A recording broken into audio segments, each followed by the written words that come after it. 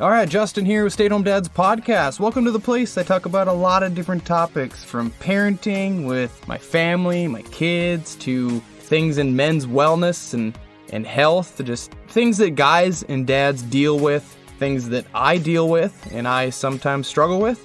I try to answer those burning questions that I have and maybe relate with you a little bit. So thank you for being here today.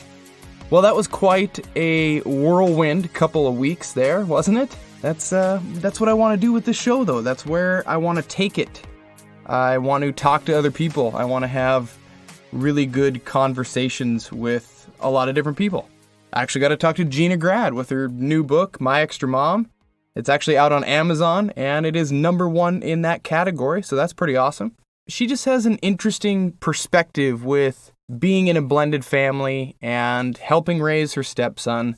So she has a lot of great insight that will really help a lot of other parents and families in that situation, or, dealing with an environment like that. That's what that new book is for. So if you haven't bought it or checked it out, go do so.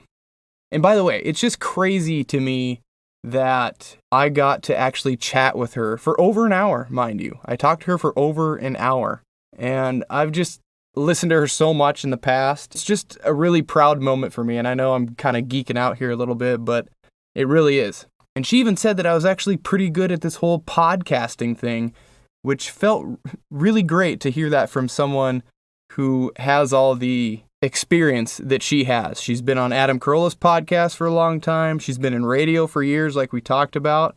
She is a true pro, so I appreciate a comment like that. So thank you, Gina, if you happen to listen to this.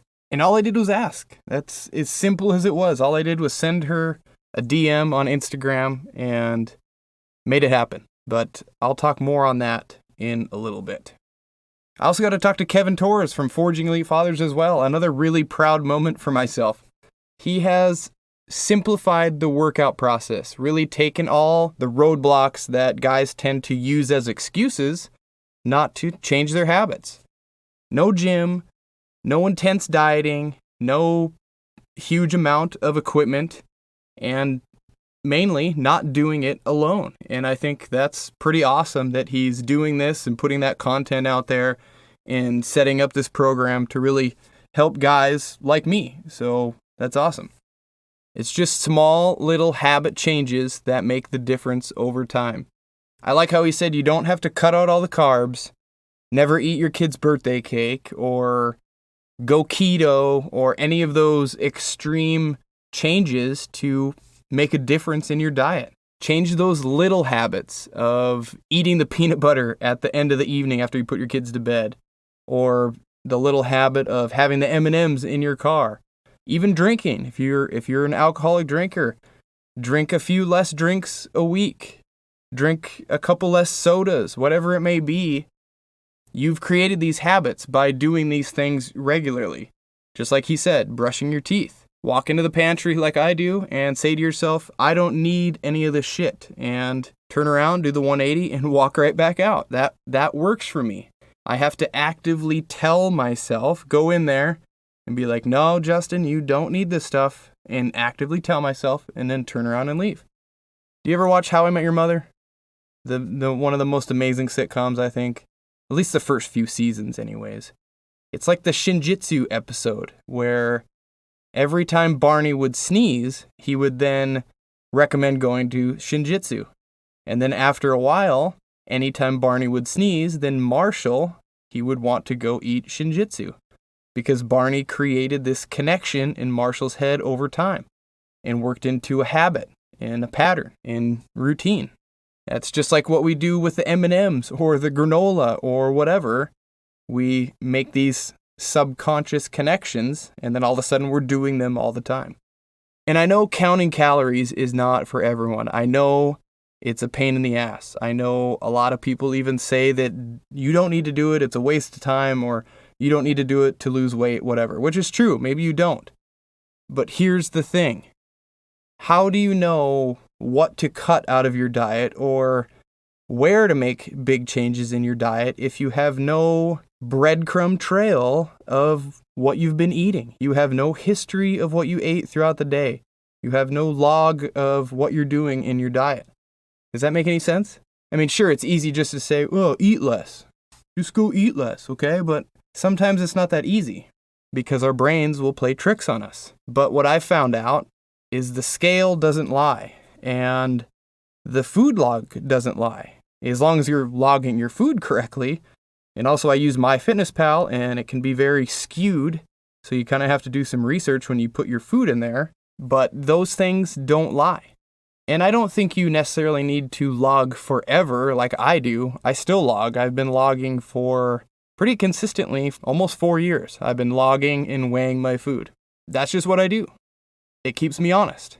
But I don't necessarily think everyone has to do that. I think if you logged for a couple of days, a week, 2 weeks, something like that, just to kind of get your baseline and see where you're at and see what your macros are and what you're eating, I think it would really open your eyes up a bit to what you're putting in your body. And if you started logging, I'm willing to bet and say you're going to be surprised. Your protein's going to be probably quite low. Your carbs and your fats, of course, are going to be quite high. I'm just saying that's probably what it's going to be. I believe that protein is one of the hardest things to consume. You walk into your pantry, it's mostly full of carbs and fats. There's usually not a whole lot of protein in there. So you really have to make some wise choices to make sure you fill that up, if that makes sense. It sounded corny. And B, you're probably going to find out that you're eating way too much, that your portion sizes are much larger than they need to be. That's what I did when I would eat food before to after I would weigh it. I was like, oh my gosh, I was eating almost double what I should have been once I started measuring the food. It's kind of crazy and very eye-opening. Anyways, as long as we be consistent with our food and our workouts and sure have that motivation, but motivation is temporary. We also need to have that discipline as well. Motivation is going to fade. And that's where having this routine and a community like Kevin's created, that's where this comes into play. Weekly check-ins to keep everyone accountable and consistent, like I said. It's not simple, but it's simple. You know, if you want to do it, you can do it. I think the biggest obstacle sometimes is yourself or myself. And when I went through and I proofed that episode I had with Kevin, there were so many things I wanted to ask him or other things I had written down that I just glossed over and spaced and forgot. And I wish I brought up. So I know I'm going to have to do another show with him at some point and get more in depth on maybe certain topics and talk about other things. But like one of the things I thought I talked about and I didn't was stress. I think stress plays a huge role in the amount people work out or how well they take care of themselves or their overall health. Well, we know it does. And sure, some people like to go to the gym and hammer out a gnarly workout and de-stress and get some of this pent-up aggression out and blow some steam off, you know. But others, like myself, when I get stressed out with life and I get busy with things going on and things that I can't control or running out of time or whatever, what happens? The gym is usually the first thing to get chopped out of my schedule, especially when I'm running low on time or mentally dealing with a lot of other things. Just like when I had all these contractors in my house the past few weeks. By the way, that's all done, finally, thank God. But I was stressed out. I was dealing with a lot of stuff and screw-ups by contractors and paying them for a job I wasn't really happy with. If you happen to listen to the assertiveness episode, and then finding another painter or another contractor come in and fix things that the first one did, and then having other guys come in and then dust in my house and things just going crazy. It was just a very stressful time. And there's no way that I could think about heading out to the gym for an hour or more. I just didn't have the time to do that in the midst of all these things going on. And I think a lot of guys get into that mentality. Or when you're busy with work and you had a long day, usually the last thing you want to do is spend an hour plus away from your family, going to the gym and doing other stuff. Again, you just got home and then you leave again, you know? You want to sit down, you want to bond with your wife, you want to read books to your kids, right? I get that. That's me. I understand that. But that's where Kevin's at-home short workouts kind of come into play. We all have time. I really know that we all have time that we could rep out 3 sets of 10 push-ups and 3 sets of body weight squats, and then maybe do 45 sit-ups. I don't know. I just pulled that out of thin air. But just start there and do that every morning when you get up, before you get dressed, before you get in the shower. Knock that out and see how you feel in a week. See how you feel in 2 weeks. Just a little challenge there. Start that every morning. Some basic little change like that, and see if it can really cascade and change your life. I think you'll be surprised. Send me a message. Do that. And I also think a lot of men easily cast health aside in favor of personal enjoyment, little enjoyment, whatever. Typically eating too much or not eating great choices because you would rather have the T-bone steak than the chicken, or you'd rather have the, whatever. Or drinking too much, like I mentioned earlier. Alcohol, that is. And they tend to prioritize these other feel-good indulgences rather than doing the right thing or the needed thing and taking control of their health and what they put in their bodies, honestly. That's what I kind of think. And those things go right back into being conscious about those habits, those little changes like we talked about last week, and changing them just a little bit to better ourselves. I mean, how many times, I know I've been really serious today, but how many times do we need to see ourselves in a mirror and feel unhappy with ourselves? Do you do that ever? I do that. I'm getting better with it, but it's a problem. Or wake up the next day from drinking copious amounts of alcohol and feel like total garbage, and you regret everything that you did. You just feel sorry for yourself. You feel bad. You feel gross. We feel bad that we couldn't tell ourselves no, or mentally inside we couldn't say, you know what, no, I don't need to drink 7 cocktails. I don't need to drink this and eat a half of a pizza or whatever, because you're going to wake up and you're going to be hungover. You're going to feel terrible. You're going to have like the alcohol sweats. You're going to smell bad. Even if you take a shower, you're going to sweat this alcohol out. You're not going to be there for your wife. You're not going to be there for your kids. You're going to be a pile, How many times do we need to rinse and repeat that before we're like, God, I don't need this in my life anymore? And I've been there more than I'd like to admit, I'll be honest. And I'm not saying you need to cut alcohol out forever or cut indulgences out forever. Just like Kevin said, we don't need to not eat the birthday cake at our kids' parties anymore. That's not what I'm saying. But if that's a big habit for you to continually do all the time, then it may be something worth looking into. I think we can all kind of take a look at our own lives, our own health, and say, yeah, I don't need to do this every day or every week or whatever time frame it is. Another thing I wanted to dive in with Kevin about was his typical day. What does a normal day look like for him? What is his routine and his schedule that he does on a daily basis? If you see that dude on Instagram, he is up at 5 a.m. He's outside crushing his morning workout in the courtyard where he lives. I think he lives in New York. And he's just hammering out that. And then he's, posting he's doing other stuff and posting he's going for a run. And I don't know. It just amazes me the drive that he has to do that. And I kind of wish I had that. But it's about habit changes, so maybe I'll get there. Anyways, sorry for just sitting here and recapping the past 2 weeks of people I talked to. I know that's probably not very enjoyable, but I'm just really happy. And I'm trying a little harder to change how this show is and make it better for you and create better content and have really meaningful conversations with people. And all I did was ask. And that's the bottom line. That's the takeaway for me with a lot of this is all I did was ask. At least with Gina. I sent her a message, like I said, and it was boom. She responded right away. She said, hey, send me an email. Let's get this set up. And it was a lot easier than I thought it was going to be. Granted, it's not like I'm 2 for 2 in this department because Kevin actually reached out to me. So I was actually kind of blown away by that.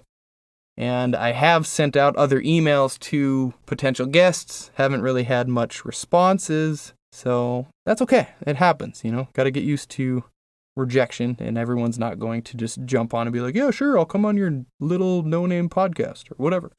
So this all just kind of got me thinking at how many potential successes or promotions even, or positive outcomes that are missed because people are too afraid to ask, too afraid to hear that response of no, or have an awkward conversation. I bet there's quite a few that just avoid it completely. They avoid the ask because they don't want the rejection and they don't want to have a weird conversation. And I know the feeling when asking for help. I think I've talked about this before briefly on another show. I absolutely hate asking people to help me do something. I will break my back. I will struggle doing something myself rather than ask somebody for help or relying on someone for something. Why? I don't know. Maybe it's because on some sub-level, it makes me feel like I don't have control if I'm having to rely and ask somebody else, maybe. That I'm giving that control or power to the person that I'm asking. I don't know. I need to get over that. I know I do. Yes, rejection will hurt. The complete silence when you don't get a response back will suck. I've felt it. I've sent emails for this show and I don't hear anything back. Feeling foolish is uncomfortable, but at least you tried. At least I tried. Maybe it be with getting interviews for a podcast, asking for a raise or a promotion at work, asking for more clarification or time on a project, or even just talking with your spouse and asking them for help or asking them for change. Maybe it's even something within yourself. Just ask is all I'm saying.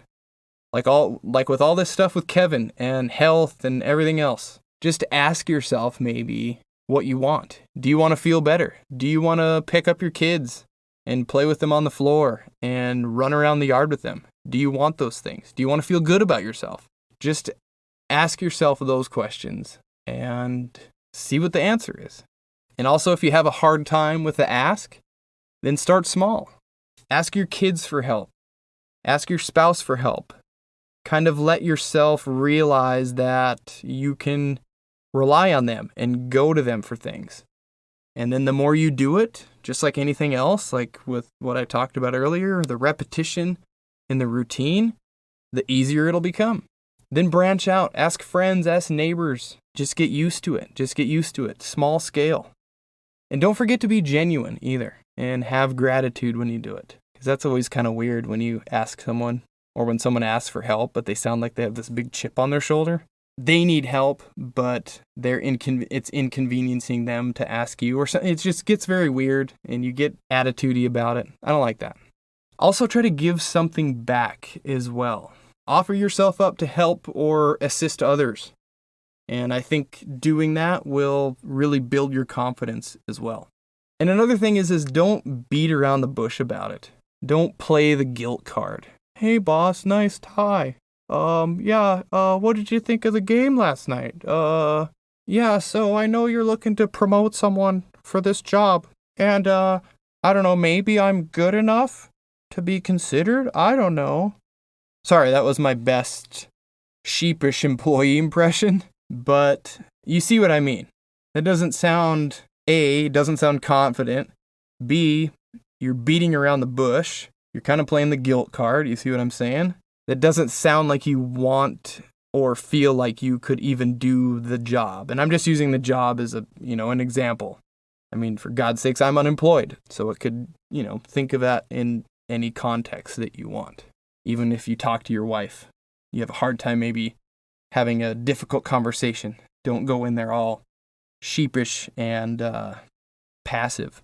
Not saying be an asshole, just saying, And lastly, okay, we do all those things, but we still need to be okay with hearing NO, feeling that rejection. It's okay. It's not going to go the way that we want all the time. It's not. That's just a matter of fact. That's part of life. And I don't want to get into it too much. I know I already have, and I've gone down this road that I cannot come back from. But it's something that we really need to show our kids too, that it's okay to do. It's okay to ask for help. It's something not to be scared or ashamed of, to ask for things.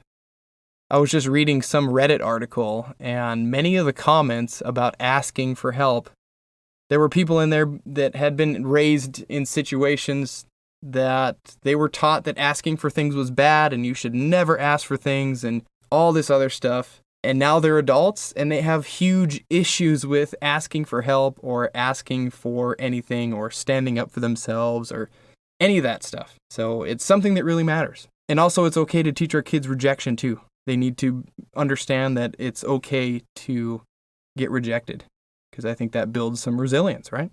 Anyway, slight deviation that I did not intend to make, but that's okay. That's what happens when I'm sitting in a padded closet talking to you. So yes, there's still going to be plenty of one-man banded shows just like this one, but I'm really trying to have that confidence and assertiveness, to get more guests in here to talk to more people. And as of this week, I've already shot out a few emails to potential people, so hopefully somebody will get back to me and come on the show and they can tell stories and have a message that they want to get out there and kind of some things that you can relate with and enjoy to listen to. So that's what I'm trying to do. That's it. But anyways, that's all I have for this week's episode of Stay at Home Dads Podcast. Thank you for listening. If you made it this far, thank you for making it this far. I know it was mainly just kind of a mellow recap of the last few weeks and not much in the realm of awesome dad advice like I usually try to give, but that's okay. I don't want to preach too much. I know I preached a little bit hard there on the asking, but I think it's good to know. I think it's good to practice. Oh, and I also wanted to mention that I did start an Instagram page just for Stay at Home Dads Podcast. It's actually at stayathomedads_podcast. So go check it out, see what you think. I'm going to be pulling and putting together a lot of clips from other episodes, making some content, probably post some funny dad memes on there, maybe just some little clips of myself talking about random thoughts that I have. I'm really going to try to make it kind of a fun thing in a cool place, to interact with people. So please go check that out. Hit the follow button. Let me know that you're following. That really helps me out. And hopefully I post some stuff that you'll enjoy. Also, if you would please tell a friend, tell a coworker when you ask for a favor from your boss, tell them about this show, tell them about this podcast. Help me spread the word and get it to more ears out there. Let them know it's on all the streaming platforms. Pretty easy to get by now. So, all right, that's all I have for today, and I will talk to you all next week. Bye.